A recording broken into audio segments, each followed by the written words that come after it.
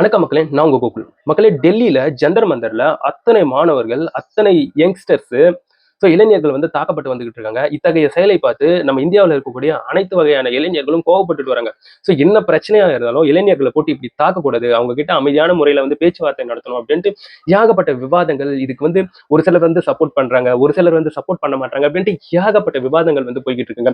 இதோடைய starting point என்ன, இப்ப என்னவா போய்கிட்டு இருக்கு அப்படின்ட்டு ஏகப்பட்ட விஷயங்களை உங்ககிட்ட வந்து ரொம்ப ஷார்ட்டா எக்ஸ்பிளைன் பண்றேன். வணக்கம் மக்களே, நான் உங்க கோகுல். இது உங்க கோகுல் டேக். இது போன்ற நியூஸ் எல்லாம் நீங்க தெரிஞ்சுக்கணும்னா கோகுல் டேக் சேனலை சப்ஸ்கிரைப் பண்ணிக்கோங்க.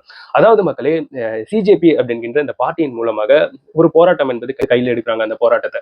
அது என்னன்னு பார்க்கும்போது, அதாவது நம்மளுடைய கல்வித்துறை அமைச்சர், இந்தியாவுடைய கல்வித்துறை அமைச்சர் தர்மேந்திர பிரதான் இருக்கார் பாத்தீங்களா, அவரை எதிர்த்து தான் இந்த போராட்டம் என்பது ரொம்ப பெருசா வலுப்பெறுது.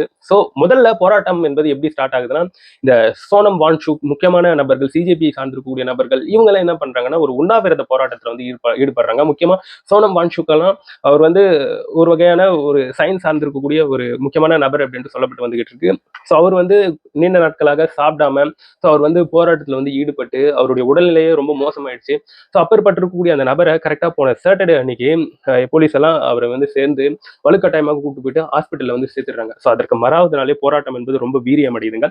என்னன்னு பார்த்தோம்னா, அந்த சிஜிபியை சார்ந்திருக்கக்கூடிய யங்ஸ்டர்ஸ், நிறைய இளைஞர்கள் வந்து சில முழக்கங்களை வந்து எழுப்பிட்டு இருக்காங்க. என்ன எழுப்பிட்டு இருக்காங்கன்னா, நம்ம வந்து அங்க டெல்லியில இருக்கக்கூடிய பார்லிமெண்ட் இருக்கு பாத்தீங்களா, அதை நோக்கி நம்ம எல்லாரும் நடந்து போவோம். அந்த மாதிரி முன்னெடுக்கும் போது ரொம்ப நிறைய இளைஞர்கள் வந்து இதுக்கு வந்து கை கொடுக்குறாங்க. அப்படி கை கொடுத்த பிறகு போராட்டத்தை வந்து முன்னெடுக்கிறாங்க. அது ரொம்ப பெருசாக மாறுது. போலீஸ் எல்லாம் தடியடி நடத்துறாங்க. அதுல நிறைய மாணவர்கள் வந்து பாதிக்கப்படுறாங்க. சில மாணவர்களுக்கு எல்லாம் மண்டை உடைஞ்சு ரத்தம் அவ்வளவு வந்துகிட்டு இருக்கு. அதெல்லாம் பார்க்கறதுக்கே மனசுக்கு அவ்வளவு கஷ்டமா இருக்கு. சில மாணவர்கள் அடிச்சிட்டு இருந்தாலும் அடிங்கடா என்ன அப்படின்ற மாதிரி அவங்க வந்து தைரியமா நின்றுட்டு இருக்காங்க. இத்தகைய செயல்களை வந்து பார்க்கும்போது அவ்வளவு கஷ்டமா இருக்கு. மாணவர்கள் மேல வந்து கை வைக்கக்கூடாது. சம்பந்தப்பட்டிருக்கக்கூடிய ஏகப்பட்ட டீட்டெயில்ஸ் வந்துகிட்டு இருக்கு. அதெல்லாம் அபிஷியலா வரல. அதெல்லாம் கேள்விப்படும் போது அவ்வளவு மனசுக்கு கஷ்டமா இருக்கு. இந்த மாதிரி மூர்க்கத்தனமான தாக்குதலை வந்து கண்டிப்பா மாணவர்கள் மேல வந்து பண்ணிருக்க கூடாதுன்றதுல வந்து எந்த ஒரு மாற்று கருத்துமே கிடையாது. இவ்வளவு பெரிய பிரச்சனையாச்சா மாணவர்கள் தரப்புல இருந்து ஒரு சில விஷயங்களை வந்து முன்வைக்கிறாங்க, டிமாண்டா முன்வைக்கிறாங்க. அது என்னன்னு பார்த்தோம்னா, ஃபர்ஸ்ட் ஒன் வந்து இந்த நீட் எக்ஸாம்ல வந்து முறைகேடு நடந்திருக்கு. இந்த கொஸ்டின் பேப்பர் எல்லாம் லீக் ஆயிருக்கு இல்லையா, இது சம்பந்தப்பட்டு நம்மளுடைய, அதாவது இந்தியாவுடைய இந்த கல்வித்துறை அமைச்சர் தர்மேந்திர பிரதான் அவர்கள் வந்து பதவி விலகணும் அப்படின்ற ஃபர்ஸ்ட் ஒரு கோரிக்கை. செகண்ட் வந்து இந்த நீட் எக்ஸாம்ல வந்து ஏகப்பட்ட பிரச்சனைகள், குளறுபடிகள் இருக்கு இல்லையா, இது சம்பந்தப்பட்டு ரீஃபார்ம்ஸ் பண்ணணும். இந்த எக்ஸாம் சம்பந்தப்பட்டு மக்கள் நிறைய ஸ்டூடெண்ட்ஸ் வந்து பாதிக்கப்பட்டுட்டு வராங்க இல்லையா, இது சம்பந்தப்பட்டு கலந்து ஆலோசிக்க வேண்டும், ரீஃபார்ம்ஸ் வந்து மேற்கொள்ளணும் அப்படின்ற மாதிரி சொல்லப்பட்டு வந்துகிட்டு இருக்கு. அது மட்டும் இல்லாம தேர்ட் முக்கியமான இன்னொரு டிமாண்ட் என்னன்னு பார்த்தோம்னா, இதுல பாதிக்கப்பட்டு இறந்து போயிருக்கக்கூடிய ஸ்டூடெண்ட்ஸ்க்கு தகுந்த காம்பன்சேஷனை வந்து கண்டிப்பா கவர்மெண்ட் வந்து கொடுக்கணும் அப்படின்ற மாதிரி சொல்லியிருக்காங்க.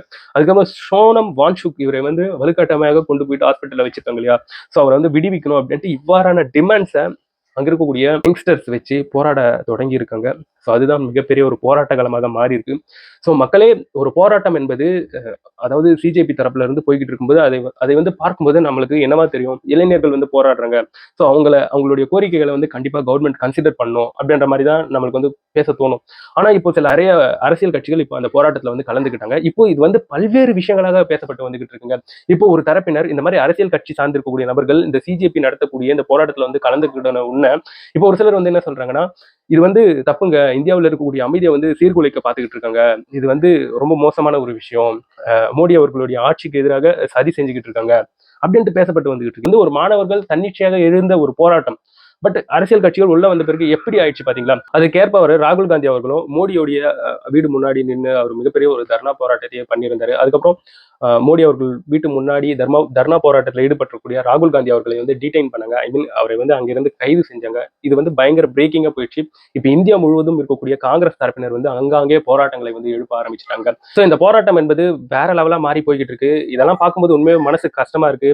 ஏன்னா இதோடைய அந்த எண்ட் ஆஃப் த பாயிண்ட் எதுவாக முடியும் அப்படின்னு சொல்லப்பட்டு வந்துகிட்டு இருக்குன்னா, அந்த நேபாள்ல பங்களாதேஷ்ல நடந்தது பாத்தீங்களா போராட்டங்கள், அந்த மாதிரி போய் முடிஞ்சிரும், மிகப்பெரிய ஒரு பிரச்சனையாக போய் முடிஞ்சிரும், நாட்டுடைய இந்த அமைதியை வந்து சீர்குலைச்சிடும் அப்படின்ற இந்த விஷயங்களை வந்து கேட்கும்போது மனசுக்கு ரொம்ப பயம் அளிக்குதுங்க. அதே சமயத்துல வந்து தர்மேந்திர பிரதான் இருக்கார் பாத்தீங்களா, மத்திய அமைச்சர், அவர் வந்து இப்போ வந்து பேசியிருக்காரு, வாய் திறந்து பேசியிருக்காரு. ஓகே, வாங்க பார்லிமெண்ட்ல இதை சம்பந்தப்படுத்தி கலந்து ஆலோசிக்கலாம், நீட் எக்ஸாம் இது பத்தி நம்ம வந்து உட்கார்ந்து பேசலாம் அப்படின்ற மாதிரி சொல்லியிருக்காருங்க.